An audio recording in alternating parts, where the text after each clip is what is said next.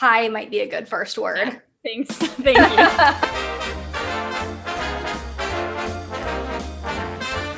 Hi, I'm Jessica, and this is Brittany, and you're watching Pixie Dust Productions, and today we're going to be talking about A Bug's Life, which is a 1998 Pixar film. A Bug's Life is the story of a misfit ant named Flick who is constantly on the fringe of his community as he does not follow the herd and rest in the way things are. He has a big heart and even bigger ideas, and he's consistently inventing and creating new ways to make things easier. And he's just as frequently upsetting the long-standing flow of traditions that his community has in place. One day, with his head in the clouds, he really upsets the safety of his community, and he's now on the edge of being shunned entirely, so he leaves home to seek help. Unexpectedly, he finds more outcast insects, and through what seems like an uphill battle of one miscommunication and accident after another, it turns out that this is just the band of misfits that he needs on his team to save his community.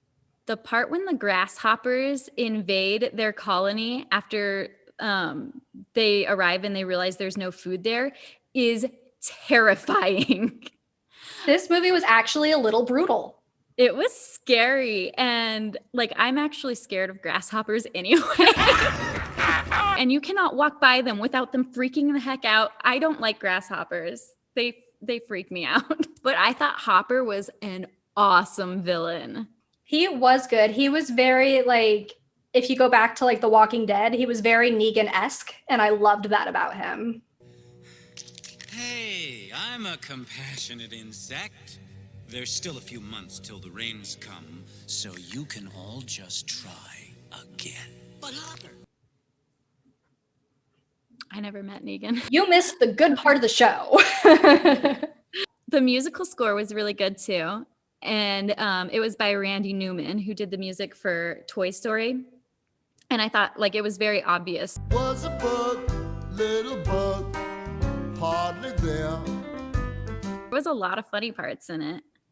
Yeah, when right in the beginning of the movie where they're just showing the ants kind of going about their work, and they're carrying the food in their little lines, and then the leaf falls down and it blocks that ant, and he completely panics because he can't follow the line anymore. I thought that was hilarious. I also really appreciated the agricultural machines that Flick was coming up with, as well as the fireworks at the end of the movie that they made by crashing the two plants together so they burst.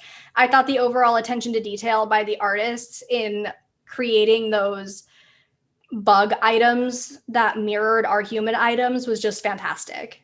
At one point, Flick explains to Dot that the seed has everything it needs in it to become a tree. And that's really sweet to begin with. But later on, there's a callback to that same message when Hopper explains that a single grain isn't a threat, but enough of them coming at you can be catastrophic. And I thought that was really cool, the way that they taught the same message in two different ways. I liked that. Also, Dot is the voice of Dot is Hayden Panettiere. Did you know that? I don't know who Hayden Panettiere is. Oh, she's an actress, and she's really pretty. She's been in a couple of stupid Disney Channel movies, but now she's done more serious stuff, and she's really pretty, and she's an adult now, but she was 11 when she voiced Dot, and I did not realize that was her. And I didn't realize she did work back then. Oh, okay. Have you seen Ice Princess? Okay, never mind, because that's a Disney Channel movie that she's on. Okay, so we're going to put the sorting hat on a few characters, and I'm going to sort Flick, who I will admit has some Gryffindor tendencies, but I think because he is so inventive and creative and he's kind of odd and an outsider, I'm going to place him in Ravenclaw. And so for my character to sort, I really thought long and hard about who to sort. And I'm just going to need you to stay with me here because it may surprise you a little bit. But overall, because of his dedication to his goal and fierce leadership skills, Hopper really reminded me a lot of Negan. And for that reason, I say he's an incredibly misguided Gryffindor. So the moral of this movie, I think, can actually be best summed up by Jesus in Matthew 17:20. It says, "Truly I tell you, if you have the faith as small as a mustard seed, you can say to this mountain, move from here to there, and it will move. Nothing will be impossible for you."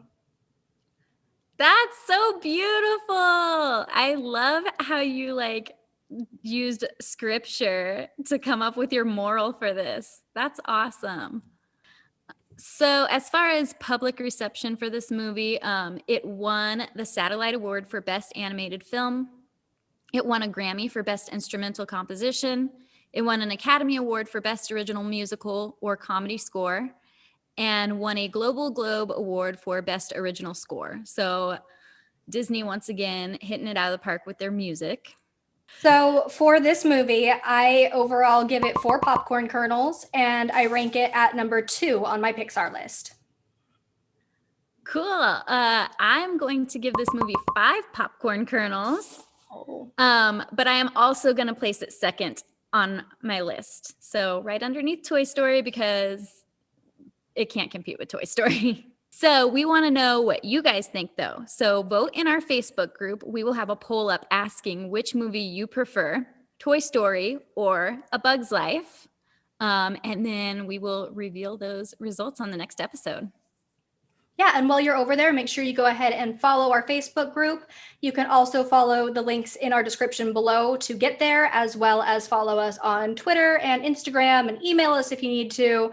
And we will see you again next month for Toy Story 2. Awesome. See ya. Bye. Superman. What's the word I'm looking for? Also that. This is unnecessary. Yeah.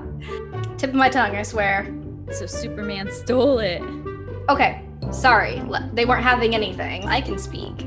It took too long. But like, I would just like get rid of it, but it makes it look so much better, like on versus off. Right? Like maybe they're just at this new point of evolution, but I was like, is that legal?